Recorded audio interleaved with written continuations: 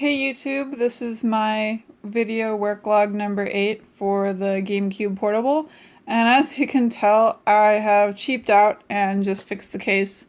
My 3D printer had a minor issue, and I ended up sending it back because the company I bought it from said they just replaced the whole thing rather than trying to troubleshoot it, so I said okay, so should get back tomorrow, but instead of printing the case, I wasn't able to find a replacement case because apparently 9.5 by 4.5 inches by like 2 inches is just an awkward case size, and yeah, so looks like I'm going to be stuck with this one for a while longer. As you can tell, it looks better than it did before. I mean, I fixed it, but it looks better than it did originally the first time I finished it.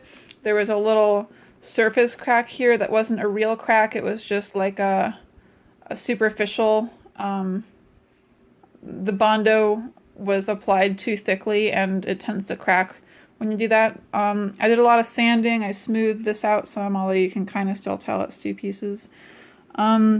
This I leveled out a bit more and sanded it a lot, and the bottom piece is all the same, it still looks crappy, but the top part, which you actually have to look at, looks nice. So I don't know, in my video where I showed off, like my first GameCube Portable, I don't think I showed or even mentioned that it plays burned DVDs, but it does. So I'm going to be demoing Paper Mario and the Thousand Year Door, which is by far one of my favorite games of all time, and definitely my favorite for GameCube. And I told you guys about this, which is a little adapter that lets you play the GameCube off of wall power, and if you want you can charge it while playing now, which is cool. The only thing is that if you want to go from playing off the battery to playing from the wall, you have to turn the GameCube off. So you have to save before that. So if you're running low on battery, you can't just, plug in a charger. You actually have to find a save point to do that. Okay, so this little switch on here is the power switch for the GameCube, and this one is for the battery for if you wanted to charge it. It's supposed to be in the on position when you're charging it, and the off position, I guess it doesn't matter because it's not connected to anything right now. So here's my GameCube on switch.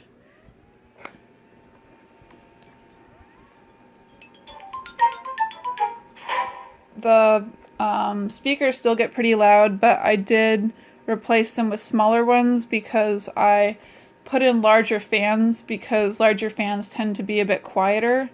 So over here we have the stock GameCube fan, and over here we have one that I pulled out of a heatsink / fan combo. I love this game. I love this game so much.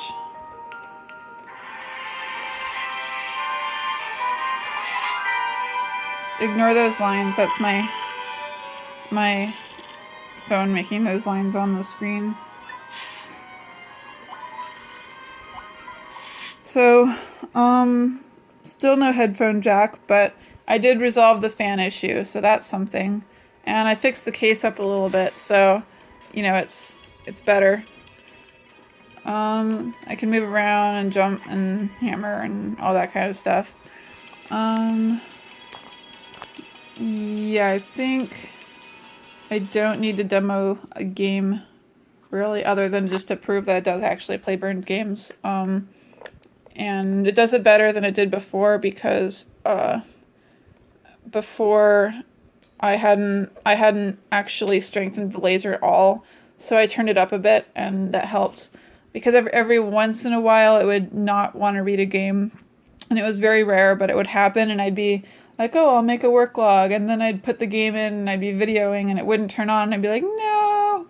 Or it would turn on, but it wouldn't play the game, and I was like, no, something's wrong, and panic attack, but no, it's just the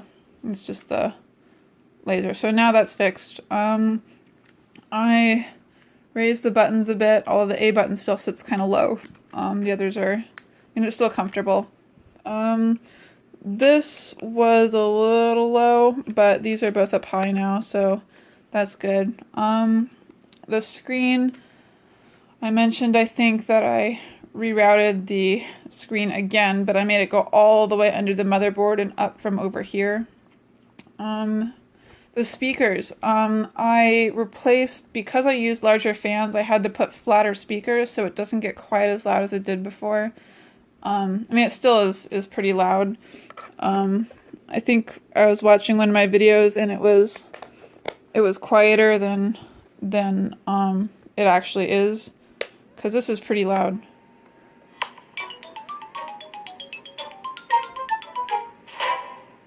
I mean, it's like, that's about how loud I would have my TV be if I were playing my GameCube on my TV. That's about how loud I would want my TV to be for reference. But still not as loud as it got before. It got really loud before.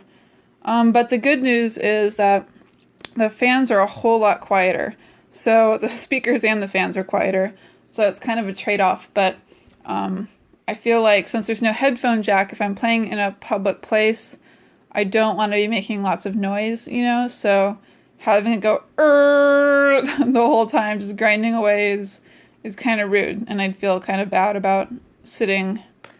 I mean, I probably couldn't bring it to an airport, but if I was in an airport with it, then I'd feel bad about the people sitting around me because they'd have to hear it making all that whirring noise. But I ordered more spray paint and I fixed it up, and that's what took so long, was just waiting for the paint to come in. But that's my GameCube, and it's finished once again, and hopefully it'll stay finished this time.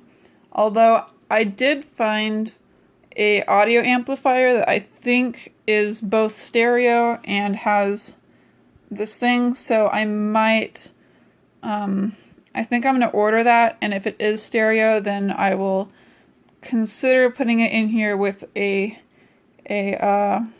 audio jack, but I might not. I don't know. I'm not sure, but I'm going to order it either way because I have another project in mind that will use it. So also, if any of you have an idea for a Paper Mario themed GameCube, like just like a custom GameCube, like those, I'm looking at doing another one soon. So if you've got any ideas, I'm kind of stuck on that. It's my favorite game for GameCube, and I want a Paper Mario GameCube. I just can't think of how to make it Paper Mario themed. So if you have like a really cool idea, please put it in the comments. I'm open to any suggestions you may have. Okay, thank you for watching.